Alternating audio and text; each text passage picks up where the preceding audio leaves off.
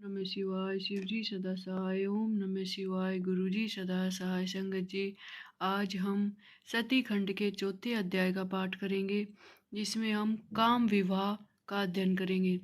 नारद जी बोले, हे महापंडित विष्णु जी के शिष्य, हे लोकों के कल्याणकर्ता प्रभु ब्रह्मा जी, यह तो शिव लीला की अमृत में अद्भुत कथा आपने सुनाई, परंतु इसके पश्चात हे तात फिर क्या हुआ वह भी आप कहिए, क्योंकि शंभु की कथा सुनने की मेरी बड़ी इच्छा है। ब्रह्मा जी ने कहा, हे नारद, जब शिवजी अपने स्थान को चले गए और ब्रह्मा जी भी अंतर्धान हो गए, तब दक्ष जी ने कंदर्प से कहा कि हे कंदर्प, तुम्हारे ही समान गुण वाली मेरी देह से यह रूप गुणयुक्त कन्या उत्पन्न हुई है। तुम इसे अपनी भार्या के रूप में ग्रहण करो। हे काम, यह सदा तुम्हारी सहचारणी और यथा काम तुम्हारे वश में रहने वाली है। ऐसा कहकर दक्ष ने अपनी देह के पसीने से उत्पन्न स्त्री का रति नाम रख उसे कंदर्प के आगे करके दे दिया। दक्ष की परम सुंदरी पुत्री से विवाह कर काम बड़ा प्रसन्न हुआ। संपूर्ण सुंदरताओं का सदन ऐसी लक्ष्मी की भांति शोभायमान, 12 आभरणों से युक्त, षोडश श्रृंगार वाली, सब लोगों को मोहित करने वाली और अपनी शोभा से 10 दिशाओं को शोभित करने वाली ऐसी रति को देखकर काम ने बड़ी उत्सुकता से उसे ऐसे ग्रहण किया मानो प्रेम में आई हुई लक्ष्मी को विष्णु भगवान ने ग्रहण किया हो। उस समय काम आनंद के मारे ब्रह्मा जी के दिए हुए शाप को भूल गया और मोहित होने के कारण दक्ष जी से कुछ न कह सका। हे तात नारद, उस समय सुखवर्धक महान उत्सव हुआ। अपनी कन्या को प्रसन्न देखकर दक्ष भी बड़े प्रसन्न हुए। काम भी अत्यंत सुख पाकर सब दुखों से रहित हो गया। दक्ष पुत्री रति भी काम को पाकर अत्यंत प्रसन्न हुई। फिर तो जैसे योगी विद्या को ग्रहण करता है, वैसे ही रतिपति कामदेव ने रति को हृदय से ग्रहण किया और रति भी श्रेष्ठ पति को पाकर वैसे ही अत्यंत प्रसन्न हुई, जैसे लक्ष्मी विष्णु भगवान को पाकर प्रसन्न हुई।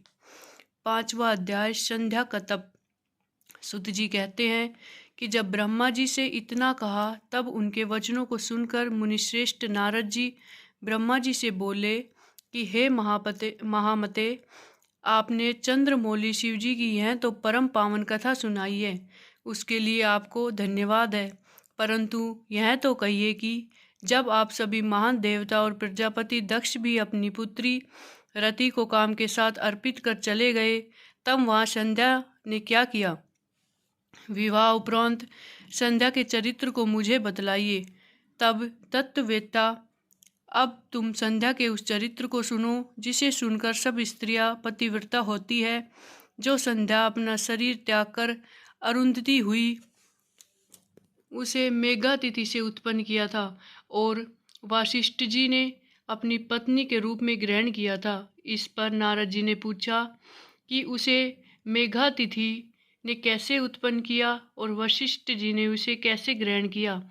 यह सब अनुरुंधति के चरित्र को मुझे तत्व रूप से सुनाइए। ब्रह्मा जी ने कहा, जब मैं अपनी कन्या संध्या को देखकर काम से पीड़ित हुआ, किंतु शिवजी के भय से पतित नहीं हुआ और जितेंद्रिय ऋषियों का भी मन विचलित हो गया, तब काम के भाव को देख संध्या भी अत्यंत दुखी हुई और मैं काम को शाप दे अंतर्ध्यान हो गया तथा शिवजी भी चले गए।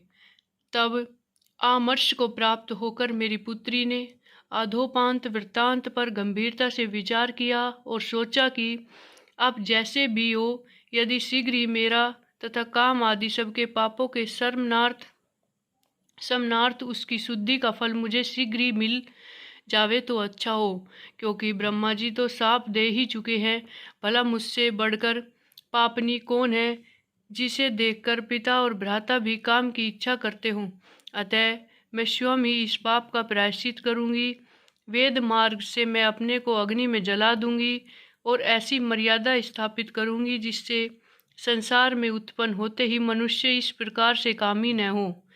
मैं तप की कठिन मर्यादा का स्थापन कर शरीर त्यागूंगी भला मेरे जिस शरीर की स्वयं पिता और भ्राताओं ने इच्छा की, उस शरीर को रखने का क्या अर्थ है? हाँ, मैंने पिता और भाइयों में काम उत्पन्न किया। अब यह शरीर पुण्य और साधन के योग्य नहीं है। ऐसा विचार कर संध्या चंद्रभागा नदी के तट पर स्थित चंद्रभाग पर्वत पर चली गई। तब मैं अपनी पुत्री को श्रेष्ठ पर्वत पर तपस्या के लिए गई हुई जानकर अपने संयंतमक पुत्र वशिष्ठ से बोला कि हे पुत्र वशिष्ठ, तप के लिए जाती हुई मनुष्यनी संध्या को तुम जाकर अच्छी तरह दीक्षा दो, क्योंकि अब उसमें वह चपलता नहीं है और वह अपने पूर्व मृत्यु को विचार अपना प्राण त्यागना चाहती है। अब वह तप के द्वारा मर्यादा की भी मर्यादा स्थापित करेगी, परंतु हे तात, अभी तक वह तप के किसी भाव को जानती नहीं है। अतः जैसे ही उसको इष्ट की प्राप्ति हो, उसे तुम वैसा ही उपदेश करो। हे मुनि, यदि आवश्यकता हो तो तुम अपने इस रूप को छोड़ दूसरा रूप धरकर भी उसके निकट तप की क्रियाओं को दिखलाओ। दूसरे रूप की इसलिए आवश्यकता है कि उसने यह मेरा और तुम्हारा रूप पहले ही देखा है, जिसका उसकी दृष्टि में कोई मूल्य नहीं है। इस कारण तुम्हारे इस रूप से वह कुछ प्राप्त न कर सकेगी। अतः तुम दूसरा रूप धारण कर लेना। हे नारद, वशिष्ठ जी ने कहा, ऐसा ही होगा। यह कर वह संध्या के निकट पहुँचे। संध्या चंद्रभाग पर्वत के लाल सरोवर के पास बैठी हुई थी। उसके पास पहुँच वशिष्ठ जी ने आदर से पूछा कि हे भद्रे, तुम किसकी कन्या हो और इस सरोवर पर क्या करने आई हो? यदि यह छिपाने योग्य न हो तो मैं सुनना चाहता हूँ, तुम उदास क्यों हो? तब अग्नि की तरह दीप्तिमान शरीर वाले वशिष्ठ जी को देखकर संध्या ने प्रणाम किया और कहा कि मैं इस निर्जन पर्वत पर तप करने आई हूँ। यदि आप योग्य समझे तो मुझे उपदेश करें। यही मेरा गुप्त कार्य है, दूसरा कुछ नहीं। वशिष्ठ जी ने फिर कुछ नहीं पूछा, क्योंकि वे सब कुछ जानते थे। तब उस नियतात्मा तप में उद्योग को धारण करने वाली संध्या ने वशिष्ठ जी ने भक्त वत्सल्य शिव जी का स्मरण कर कहा, अच्छा तो तुम अब परम आराध्य शिव जी को मन में धारण कर उन्हीं का भजन करो, इससे तुम्हारी सभी मनोरथों की पूर्ति होगी। ओम नमः शंकराय। ओम अंत में लगाकर मौन होकर तप करो और मैं जैसा कहता हूँ उसके अनुसार मौन होकर ही स्नान तथा शिव जी का पूजन करो। केवल जल का आहार करना और कुछ नहीं। इससे निसंदेह तुम्हारी तपस्या पूर्ण फलदायक होगी। शिव जी तुम्हारे सब मनोरथ को शीघ्र ही पूर्ण करेंगे। वशिष्ठ जी ने वहाँ बैठकर संध्या को तप की सब क्रियाएं बतलाई और पुनः वे वहीं अंतर्धान हो गए। ओम नमः शिवाय। शिव जी सदा सहाय। ओम नमः शिवाय। गुरु जी सदा सहाय। संगत जी, कल हम 6वें अध्याय का पाठ करेंगे, जिसमें हम संध्या को शिव जी का वर कैसे प्राप्त हुआ, ये सब का अध्ययन करेंगे। जय गुरु जी।